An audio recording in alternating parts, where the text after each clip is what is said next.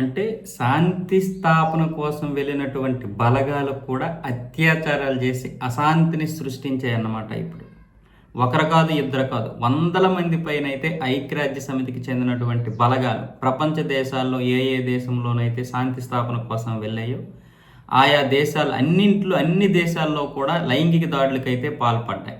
ఈ లైంగిక దాడులకు పాల్పడి అనేక వందల మందిని అయితే వీళ్ళు అత్యాచారం చేయడం జరిగింది.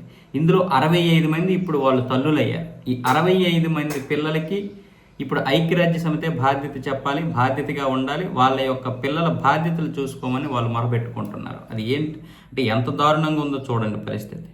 గత సంవత్సరం శాంతి స్థాపన కార్యకలాపాల సందర్భంగా ఐరాస బలగాలు లైంగిక దాడులకు పాల్పడినట్లుగా 100కు పైగా ఫిర్యాదులు నమోదయ్యాయి. గడిచిన 10 ఏళ్లలో ఈ ఫిర్యాదుల సంఖ్య 100 దాటడం ఇది మూడోసారి. బలగాలు అత్యాచారానికి పాల్పడిన కారణంగా గర్భం దాల్చి పుట్టిన బిడ్డకు సాయం అందించాలని కోరుతూ 60 మంది మహిళలు దరఖాస్తు చేసుకున్నారు.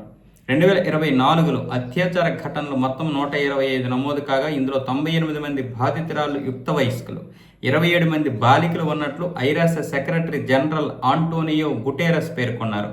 2023లో 145 మంది శాంతి స్థాపన బలగాల చేతిలో అత్యాచారానికి గురయ్యారని ఆయన అన్నారు.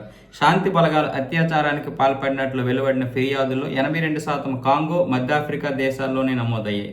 ఇదే కాకుండా దక్షిణ సూడాన్, లెబనాన్లో సాగిన శాంతి స్థాపన కార్యక్రమాల సమయంలో హైతీ, కొలంబియా, ఆఫ్ఘనిస్తాన్లో రాజకీయ జోక్యం కోసం అంతర్జాతీయ బలగాలు పనిచేసినప్పుడు కూడా బలగాలు లైంగిక దురాఘాతాలకు పాల్పడినట్లు ఫిర్యాదులు వచ్చాయి. 2017లో ఐరాస అధినేతగా బాధ్యతలు చేపట్టిన గుటెరస్ సమితి బలగాల లైంగిక దాడులను, దోపిడీని అరికట్టడాన్ని తన అతిపెద్ద ప్రాధాన్యతగా ప్రకటించారు. ఇలాంటి ఫిర్యాదులపై దర్యాప్తును వేగవంతం చేయడంతో పాటు ఆయన అనేక సంస్కరణలు కూడా ప్రవేశపెట్టారు. బాధితులకు న్యాయం దక్కేలా చేయడంలో సాయం అందించేందుకు న్యాయవాదిని నియమించారు.